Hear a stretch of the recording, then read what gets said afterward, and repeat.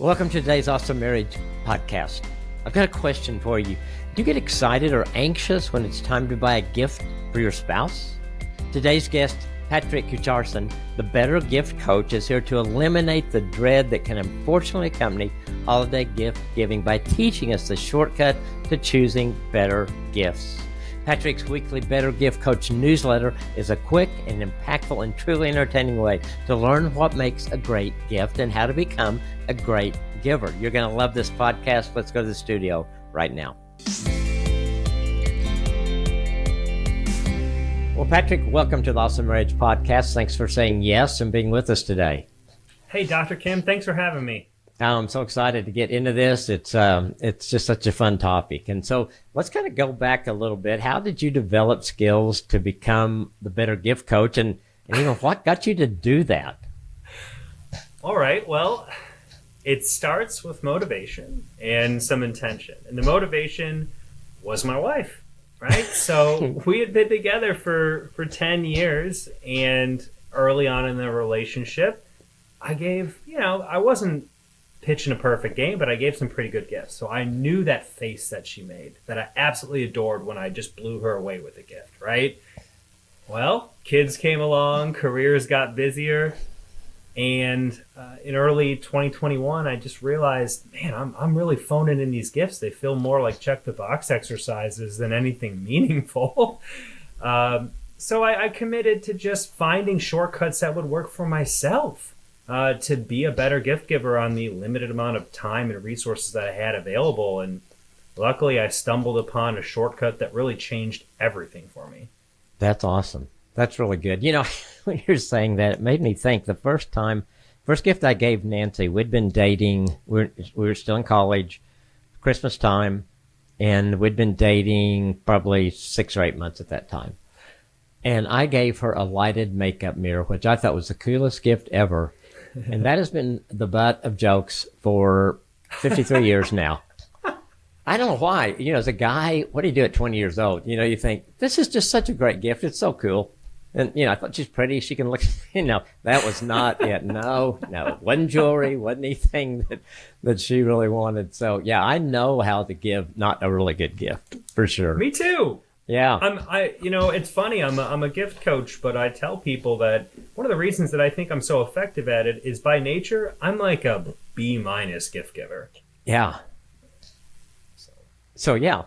And it's just, and I think guys, maybe this is just because me, but I think guys have a little trouble buying the right gift for their spouse. I think we just, I've had Christmases where we went shopping, I wanted to do it early so she might forget what she picked out, September, October, and let her pick things out and then go back and get them and Christmas. But never really come up with something great. So any memorable gifts you had before learning how to give better? Are we going for memorable, not so great gifts or memorable good gifts? Oh, let's do both. Okay. Let's start with the bad ones first. So, similar to your story and your first gift to Nancy, I remember thinking that I just was going to blow her away with this gift. I bought her an arrangement of clothes and accessories that were all the color red. In her culture, it's good luck when it's your zodiac year to wear the color red for the whole year. So I thought it was this useful gift, thoughtful gift. I don't think she ever wore any of it. And you'd put some thought into that. It wasn't like you just last minute ran in and got some. You thought about this. No, and I think there's a lesson there too, right? Is that the thought, how much thought you put in a gift doesn't always translate to the value that the gift recipient will assign to it. That's right? important. Yeah. That makes a lot of sense, for sure. Absolutely. And then memorable good gift, I guess I can share one. I remember when she moved into a new apartment, and we were dating at this time, and it was a pretty crampy apartment. And I remember building her a coffee table that specifically fit the specs of what would fit in her small family room. And that was something that, 7 years later, I'm not very handy. This table broke eventually. And she just was not throw that table away. So we have a broken coffee table in our house in the basement that I'm just hoping and praying one day she'll let me toss to the curb. So it wasn't meant to be an heirloom for the family to pass down from generation to generation. But that, No. I mean, I guess some guys, but I think that's a pretty cool gift. You saw the need, you made it, and she liked it, and yeah, you put a lot into that. Thank you. I thought Yeah. I did too. Obviously she did. Yeah, that's well. I mean, isn't that interesting? I think sometimes the things that become important to our spouse that we give them that maybe we wanted to give them but didn't know it would hit them that way. That like she's got this broken table down in your basement all these years later. I have one more story to add to that. So, and I don't think this is just my wife, but maybe it is. We bought these tubes of toothpaste from Costco. It came in a pack of 3, and they were all defective. So imagine squeezing a tube of toothpaste, and out of the seam on the side it would shoot out toothpaste. So your hand would get sticky. Yeah. And again, me being not a handy guy, I just electrical taped it shut, and just said, here, fixed, right? So, and I put a little note on it that said like another one of my terrible fixes, just to add to the joke that she says I try to fix everything with duct tape. And the toothpaste came to the end of the tube, and I was going to throw it out. She said, no, you could never throw that tube of toothpaste out. So what I ended up doing is framing it and having it on the wall so she can look at it every morning, this, $2 tube of toothpaste that has tape on it. That I put together, but it turned into something so much more. That's funny. Isn't that cool? That is cool. Something that things that sometimes people get upset about, and you guys turned it into something that kind of cool. Yeah. I don't know anyone else, actually, Patrick, that has a tube of toothpaste framed in their bathroom. I don't either. And I don't think I'll ever meet anyone. And I think that's unique. I think it's really, really, really cool. So, what about somebody that feels like they're really a bad gift giver? I mean, they feel like they strike out year after year. Especially as guys, the big holidays that the Valentine's, the Christmas, anniversary, the birthdays. Can they improve? Yeah, absolutely. I'm living proof.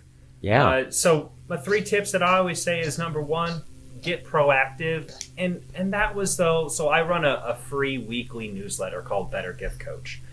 And every week we share a story of the greatest gift that someone's ever received or given. And that hopefully inspires my readers to say, hey, I could do a gift just like that. And then, of course, I provide some guidance on how they can go about doing that. Sure. But getting proactive and just getting into that gift brainstorming zone, even just for a couple minutes a week, year round, you're going to end up so much better. You're going to be sitting pretty when Christmas time comes around.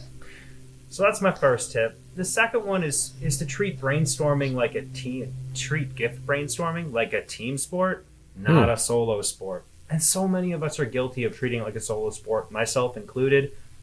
But quickly, who could be on your team? Well, first and most importantly, your gift recipient. Absolutely. I'm a total proponent, and studies would support this, of just asking someone, what do you want? Yeah. But there's other potential teammates you can use, their friends or family, your friends and family, strangers online. Like, I started a community for great gift givers to share their gift ideas, right? So there's plenty of resources out there for you to get better. And then the last tip I would give is just avoid selfish gift giving. And so I have this golden rule of gift giving. It'll sound familiar, but it's tweaked. It's give gifts that they want to receive over gifts that you want to give. Oh, that's good. Because we can get caught up in that, can't we? We want to give it. And just like when my son, his first Christmas, he was 6 months old. I got him the coolest racetrack that he never could use. Because by the time he was old enough to use it, I'd broken it, But yeah, we're all guilty of that. Yeah, I mean, selfish gift giving, and I don't have a problem with selfish motives for gifts, like as long as they're secondary, right, to the primary goal of giving gifts that they want to receive. But if you're giving a gift that you know they want to receive, and you're also really excited to give it, which is more of a selfish intention, I'm perfectly fine with that. I think that's really healthy. Yeah, I agree. So let's talk about proactive gift brainstorming. So that would be just being aware during thinking about it. Maybe you're out with your spouse and you're just kind of walking the mall or walking stores, and she sees something and just kind of putting that away a little bit and thinking, aha, that's something she might like. Something along that line. But just to kind of always kind of keep that in your mind, I think is what you're saying. If you wait till Christmas Eve and the stores close at 6 and you start about 3, you know, maybe you'll hit a home run, but the chances are you're going to strike out, right? Yes, sir. At least in my experience, that's true. Yeah, I mean, just keeping your eyes and ears open, listening, asking questions. Again, there's nothing wrong with asking someone what they want. There's nothing wrong with that. Studies would support that people much prefer gifts that they've requested over gifts that they didn't request. Yeah. I had one thing that I'll share, because I was able to use this lady for probably 4 or 5 years with Nancy, a number of years ago, but Nancy did have a dress shop she really liked here. And so I got to be friends with the lady who always helped her. And so I could go into her and I could say, because Nancy was always real conscious and she really didn't like to buy something that wasn't on sale. So she would always have looked at things that she just didn't think she should buy at that time, but she really liked. And so this lady was my gift consultant, and I hit some really good home runs with that, because she knew some things that Nancy had seen that she said, yeah, I just don't want to spend the money on that. So that was, I think, finding accessory to the crime, or whatever you want to call it, is helpful. Yeah, to find someone like that, or a best friend maybe that knows your spouse really well, because sometimes I think we just kind of shoot in the dark, and there are resources, right? Totally treat it like a team sport. I've won brownie points over brownie points, texting her friends or her sister, months in advance of my wife's birthday and saying, hey, do you have any ideas? And, they're the ones going on the shopping trips with her, talking about what they like. So they're a great source of intel for me about what she'll like.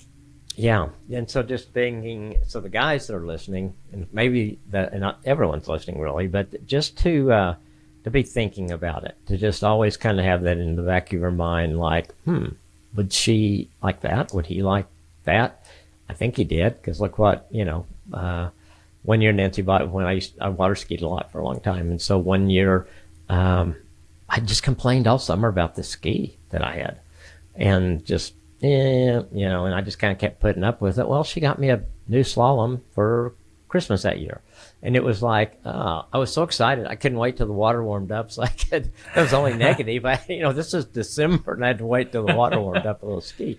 But I think picking up on things, and I think that made it really a special gift for me, because she had seen something that, and I just probably complained another couple of summers about that ski, that I didn't really like it, but I wasn't going to go buy another one. And that's an example how couples can use gift giving to enhance a relationship, right? So not only is that a great gift that adds value to your life, which that should be a primary goal, but it's also showing your spouse, when you give a gift like that you appreciate them, you're listening, you want to remove some of the negatives from their lives, right? Which is a great shortcut for gift giving. Just look around, take note of the negatives, and try to give gifts that are going to remove them from their lives. Oh, that's really good. That's really good. Talk a bit again about the selfish gift giving, which that means if I really want to give this to her, but she may not really want it. Yeah, happens all the time. And keep going. Yeah, no, I think that's something that sometimes maybe we're not even conscious of, that we're doing it, because maybe we get so excited about it, right? Absolutely.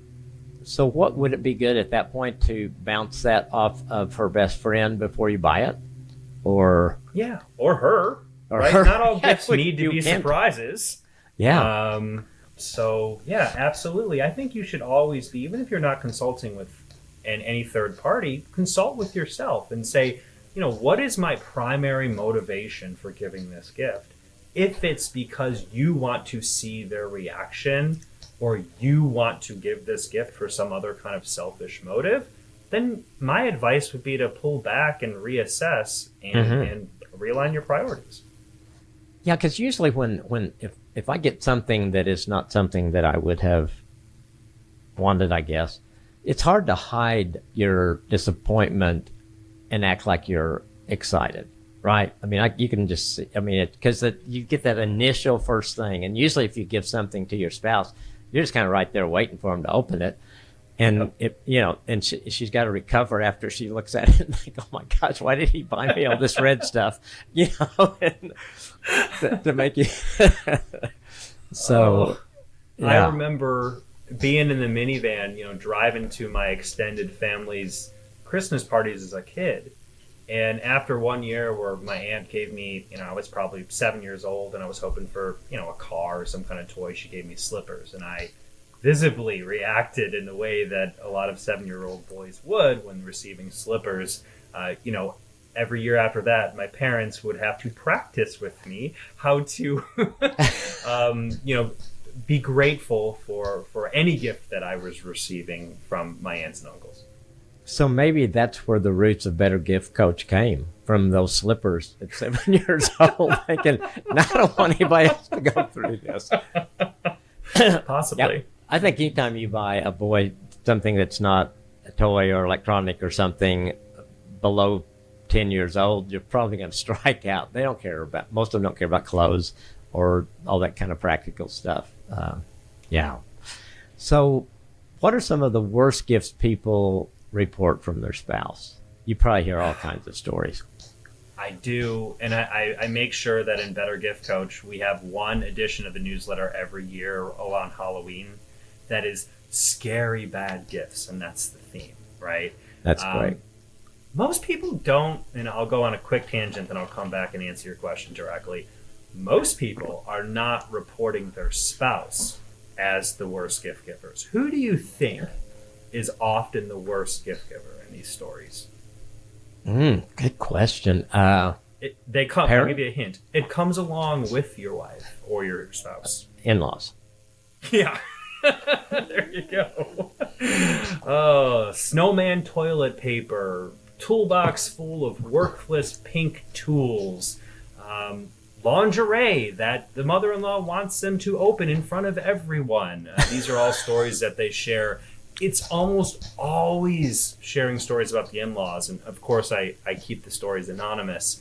But yeah, it's often the in-laws. But we can get back to your direct question. Well, let me throw something in, because this is really this fits so well. Nancy's grandmother, kind of a Southern belle type lady, and I thought she liked me, but I knew she wasn't totally enamored. Maybe because Nancy was the oldest daughter, first to get married, and all that kind of stuff. But she gave me, every year at Christmas, for the first 5 years, she gave me a sweater in Nancy's size. And it was like, I can't wear this. And Nancy goes, well, I really like it. And I thought, I kind of figured out, yeah, you like it. So I knew, and I can't remember, Patrick, what year it was, whether it's 6 or 7, but whatever she gave me was in my size, and I thought, I've arrived. She's finally accepted me, So yeah, I get that. I get that. It was a subtle way of just, I gave you something really nice, and it was perfect, but it was perfect for Nancy, not for me.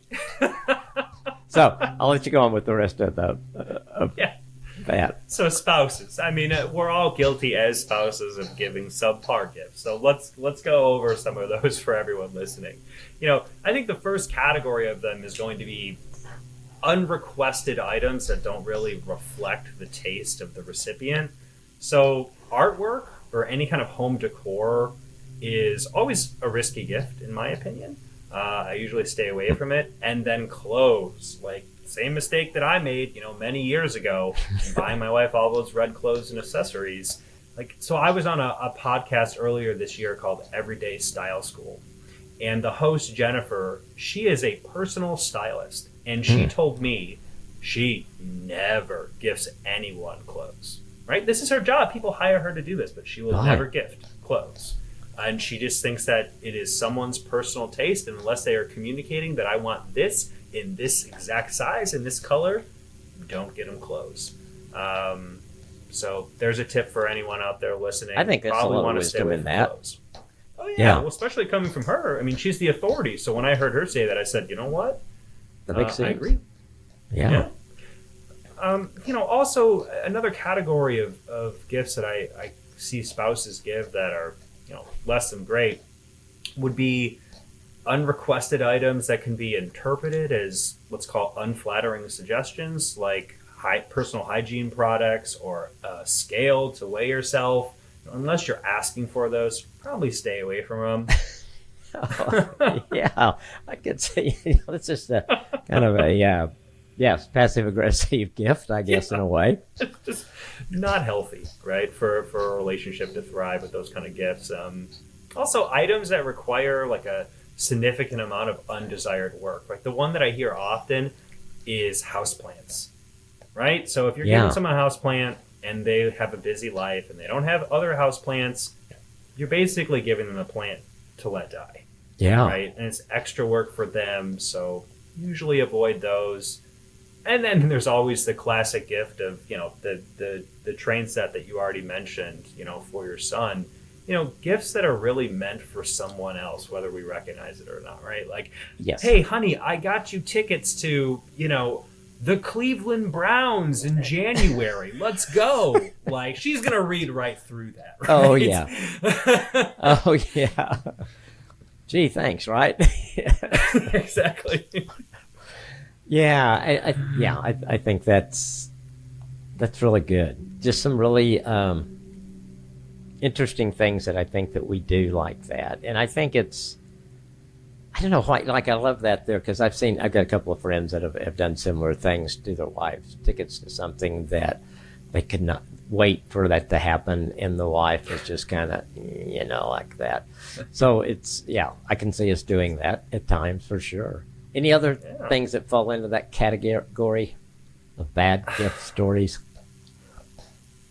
Not off the top of my head, but I mean, we could talk about what they all have in common, in my opinion, Dr. Kim, would be they all violate that golden rule of gift giving that I laid out earlier. Is you want to give gifts that they want to receive over gifts that you want to give, right? So everything I just listed broke that rule. Yeah. Yes. So just keeping that in mind will help a lot. And I think for us as guys, it's kind of reframing it from maybe the way we thought, or maybe your dad gave bad gifts all the time to your mom, but he was your model, and so you just kind of picked up there. So it really is just coming back and thinking through that, reframing that whole thing on gift giving. Yeah, that's good. So for gift givers that are on a budget, what do you recommend? You don't want to break the bank, right? You don't have to spend X number of dollars to give a good gift, right? Of course not. I mean, I run a newsletter where every week we share the best story, or the story of the best gift someone's ever received or given. Very rarely are those gifts over $50, let alone $20. Often they're free, right? And these are the best gifts that people have ever received. There are studies that say that the value that a gift recipient assigns to a gift they receive doesn't correspond with the price that gift cost, or really even the thought that went into it, right? So hopefully all the listeners are keeping that in mind when they're considering what gifts to give this holiday season, right?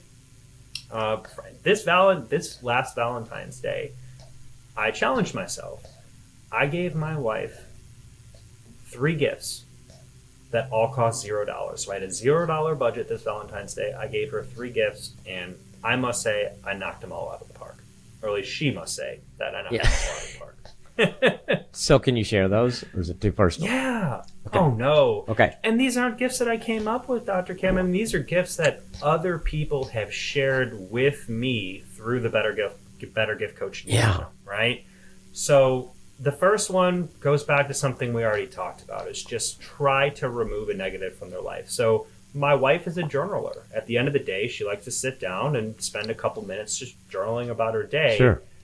Our house is really cluttered with 2 kids. Yeah. So she doesn't really have a great place to keep her journal. So all I did was put some adhesive on the back of her journal and made it so it could stick to the wall, right? Yeah. So every day she can go and after she's done brushing her teeth and looking at that tube of toothpaste that I gave her many years ago, she can take her journal down and write in it real quick. So that was one, just solving a problem, and that was all adhesive that we had around the house. The second was a music playlist. I mean, I know that when I was growing up in the 90s and the 2000s, like one of the best gifts you can receive from someone, certainly someone you were dating, was a mixtape. Yep. Or a CD, right? And just showing that person that, you put together a collection of 15 songs that, meant something to both of you, or you want to take them on this musical experience that you personally curated for them. Yeah. It's a really great gift. And now it costs $0. You can make a playlist on YouTube for free and share that with someone. So there's tons of opportunities there. That's great. And the last gift. This is my favorite. And I often get, especially guys who are reaching out to me and saying, hey, Better Gift Coach, like, what's a great gift that I can give my wife? Or, give me one idea. And I always say, well, you're in luck because it's going to cost you $0. It's what I call the hidden notes game. So just write out 10 notes and number them, 1 out of 10, 2 out of 10, 3 out of 10, and just write notes for your spouse that you hide around the house. And they don't have to be super mushy. For instance, one of mine is, one of the ones that I left for my wife was at the bottom of the Tide Pods, because she's the one who is always doing the laundry and the dishes, running the dishwasher. So I put at the bottom of those pods. So when she was done with that, Costco-sized container, at the bottom was waiting for her a note that it was like an inside joke, like, thanks for keeping our dishes sparkling clean or something like that. Yeah. And because they're numbered, it turns into a game. So she's still finding them. I did this in February, like over the summer, she was wearing dresses that, there are certain dresses that she wears and she just looks beautiful in my opinion. And I hid a note in one of those pockets, right? So she found it over the summer, and that was many months later, but it's this gift that just keeps unfolding, and it's a great gift that costs $0. I love that. I love that. I'm going to do that idea. It is so, and I love the idea of numbering it too, because if you didn't, she might get one and she goes, oh, that's nice. But if it's numbered 5, she goes, I missed 4 and I got 5 more coming up. I love that. That's a great idea. It reminds me of a couple that I worked with they were in a pre-marriage class I was teaching. No, they wasn't. This was a marriage class because they'd been married a couple of years. And they were so poor. And that year at Christmas, they sat down and they made little coupons that they gave to different family members. Like they gave her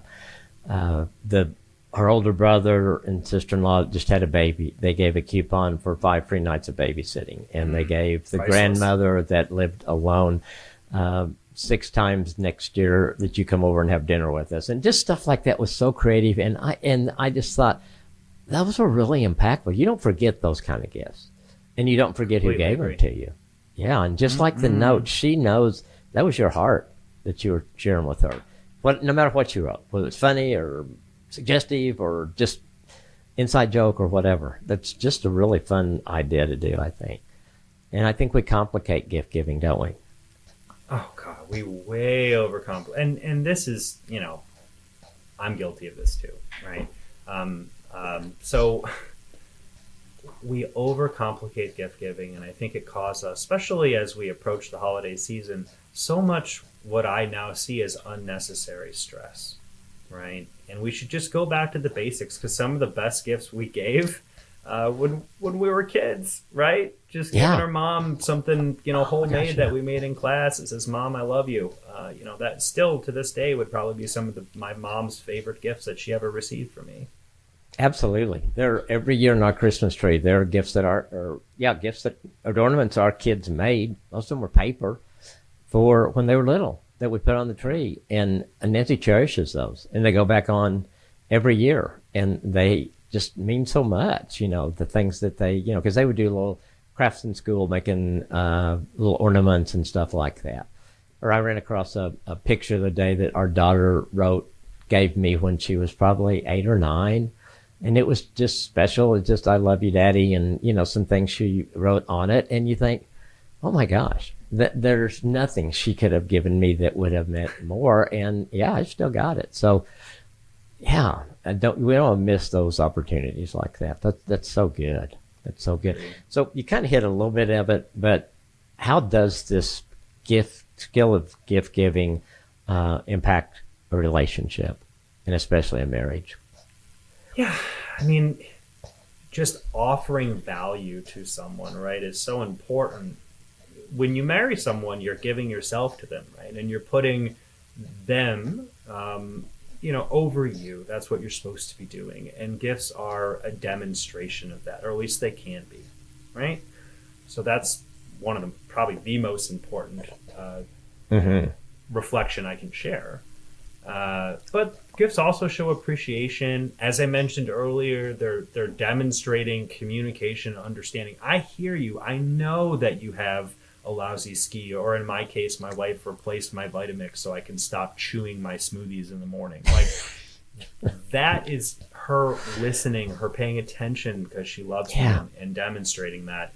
And then it just creates, some gifts just create those memorable moments that you're always going to remember and share those moments, right? As a couple, there's something magical about giving a gift and then getting to see your spouse over time enjoy that gift, right? Yeah. Throughout the years. And I wouldn't trade that for anything. No, it's really special. And it does knit you together, because every time you look at it, it's special. Oh yeah, my wife watches me in the morning, and every once in a while, again, I was chewing my smoothies because I was, put kale in my smoothies in the morning, and I had a subpar Vitamix at that time, and she replaced it with a brand new one. I don't chew my smoothies anymore. And every once in a while, she'll just be sitting there watching me have my smoothie in the morning. She'll go, "So, how do you like that Vitamix?" And I know it brings her just so much joy, and it's hard for me not to smile. And we get to share that moment as husband and wife when she does that. So it's special. Yeah, that's really cool. And we've kind of talked about this, of what makes a gift truly great. But how would you kind of sum that up? Because especially the people that are looking at a Christmas coming up, and they listen to this and think, I'm gonna take back what I bought, whatever it was that they said that doesn't fit. That really was my wife. Yeah, my wife does not really need a new snow shovel. So things like that. So what makes it truly great? Yeah. So I'll do a good gift and then a great gift, or maybe a perfect gift is what I'll call it. So a good gift is a gift that offers significant, lasting value to your gift recipient. And that could be practical or emotional. So examples we already use, the practical would be the Vitamix example of, the blender and me not having to chew my smoothies. Emotional would be more along the lines of, those little notes that I left, or the table that I created, or certainly the tube of toothpaste that we have framed in our bathroom, right? So as long as you're giving gifts that is going to offer that significant, lasting value to your gift recipient, that's a good gift. Now, if we want to go to a perfect gift or a great gift, it's a gift that you give that offers that lasting value, but also you as the gift giver get to witness that value, right? So that, I think, because gift giving it's two ways, right? It's a two-way sport. So it's perfect when you give a great gift that offers that value, and then you as the giver get to witness that value. Oh, that's so good. As we've been talking, I was just thinking, our culture has probably not helped us a lot with gift giving, because it seems like that in the big picture, we seem to value gifts, the ones that cost more, are better gifts. And obviously advertising, this season, it's thrown at us all the time. And if you really don't buy her that diamond necklace, do you really love her that much? Things like that. And I think I don't know, how do we get past that? Because I think we've kind of got caught up in that. And I can think of a couple of guys I'm thinking of, if I suggested to them to do what you did and kind of 3 gifts that didn't cost anything, they would feel like they had just cheated their wife out of gifts, And I think what you're saying is accurate. I mean, this is a consumer culture, right? And that's driven by motivations that are beyond you and me. But what I would say, there are some people who are going to be convinced by data and logic, and I would say, as the better gift coach, I've read the studies through academics that I've collaborated with, and there is no study that supports that more expensive gifts are better gifts. So let's keep that in mind. But then there's also folks that no matter what data they read, they're not going to be convinced, or that's not going to get them over the proverbial hump. I understand. I'm that way on some things. I would say just go ahead and get that expensive necklace for your wife, or that expensive whatever it is for your husband, but then also get them something that costs $0 and A/B test it, right? Just witness their reaction between the two, and maybe as you take more swings, that is, get more comfortable with giving gifts that maybe don't cost a lot but are really thoughtful. You'll get more comfortable giving those in the future. Yeah, I think so too. And I think maybe someone that's listening and just says, hey, I listened to this podcast today. It really hit me as far as gift giving. Can we have a conversation about this? Or will you want to listen to this with me again?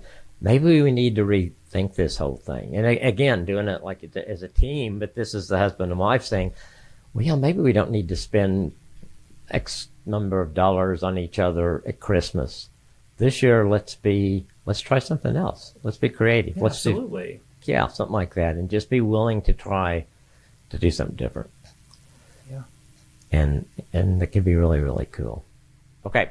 So what practical takeaways would you want our listeners to have today as we wrap up? All right. Let's start with the golden rule. Again, please just prioritize giving gifts that they want to receive over gifts that you want to give. Another practical takeaway, we didn't get into this, but this is a quick hitter for everybody. For those who have everything, they don't have experiences that you can give them, right? Especially one-on-one quality time, or maybe that's group time if they prefer that. So for anyone this holiday season or birthdays in the future that you're buying for who has everything, lean on experiences as gifts. Studies show that they make the best gifts. And then my last piece of advice would be swing for the fences, right? Especially when it's with your spouse. So many people, and there's studies that we as gift recipients prefer thoughtful gifts, and gifts that I think many people would say aren't that safe because there's a higher risk that they won't be well received. But we would prefer as recipients to receive those kind of gifts, and people take risks on the gifts they give us, especially from our spouses. So my advice to gift givers would be to take those risks and prioritize being thoughtful and giving a riskier gift that you're not sure they're going to like over just a safe, practical one. Would be a good advice. Yeah, kind of step out. Sure. Give it a chance. I loved your idea too of if you really wanted to buy that necklace or whatever, to give us something else that doesn't cost anything, and then see what happens over the next year with it. That's pretty cool.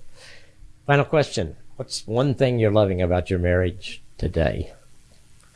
What's one thing I'm loving about my marriage today? Yeah.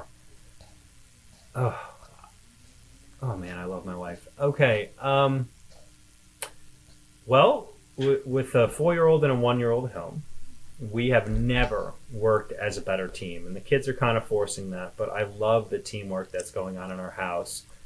That's one answer. But the answer good. That I also really want to give is just the inside jokes that we share with each other. And I think that was demonstrated in, the hidden note game that I shared earlier. Not a day goes by where we don't have some kind of just small laugh with each other over over a joke or some kind of circumstance that is truly unique to our relationship. And I think that's just so special. And it just keeps adding on. You know, a joke that we found funny or created in our first year together 10 years ago can still be used today, but every year we're adding more and more and more, and it just gets richer. And Dr. Kim, I'm sure you can attest to this. You've been married for over 50 years. Yeah. I'm sure you and Nancy have a ton of inside jokes that some of them span decades back. Oh, yeah, absolutely. And I think I love what you said there, because I think that what you said about loving how you work as a team, and then also, you know, all of that I think goes together to make a good marriage. They are why you enjoy being married. And because you guys have these inside jokes, and because you have been intentional about your marriage, then it's a lot easier to be that team. It's a lot easier to come together and work together, and then being a team helps you grow again. And you just keep doing those things. And I love that, because I think it's being intentional about your marriage every day is what gives you a great marriage over time. And sure, we're all going to have some days off, just like we're going to give some bad gifts once in a while, you know. But if our goal is to, I tell people all the time, if your goal is to, you know, 50, 60, 70 years down the road to look back and say, we had a great marriage, well, what you do today gets you there, and tomorrow and the next day. You don't wait till then and say, oh, what do we need to do? No, it's all those things. And I think you're right. The inside jokes, the fun things, the memories, they just compound to make your marriage more valuable to you. And that's a pretty good gift in itself. Amen. Absolutely. Yeah. Totally agree. It is. This has been so much fun. I love what you do. People can get the newsletter. They can just go to Better Gift Coach. BetterGiftCoach.com. Yes, sir. It's a free newsletter every week in your inbox. It'll get you into that gift brainstorming zone by sharing a story of the best gift that someone's ever received and ideas on how to replicate that gift. Really fun. Any place else that they can find you? And you can find me on Instagram at BetterGiftCoach. Okay, that sounds good. I think I'm going to sign up for the newsletter. This has been so much fun. I want to keep that going. Thanks for your time and just being the Better Gift Coach, and how you're willing to help other people. I know there's a lot of people going to walk away from today with a whole different look at gifts and giving, and thank you for your time. Thank you for your time. Thanks, Dr. Kim. I really appreciate it. Thank you.